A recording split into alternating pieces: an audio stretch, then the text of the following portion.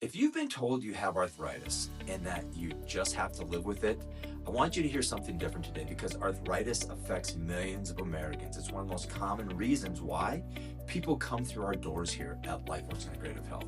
And most of them have been dealing with it for years before they ever find us.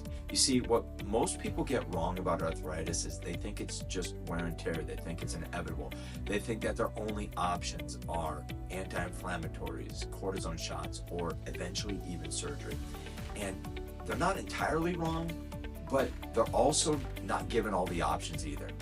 See, what's missing from that conversation is why the joint is actually breaking down in the first place.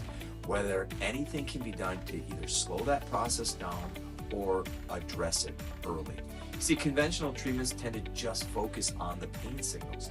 We focus on the joint environment, the inflammation, the tissue health, the way your body is loading and moving through that joint every single day. Because arthritis isn't just a diagnosis, it's a process, and processes can be influenced. You see, here at LifeWorks, we work with arthritis patients using a combination of physical medicine, regenerative approaches, and functional health strategies, depending on what's driving your specific case. See, no two patients are the same, and your care shouldn't be either.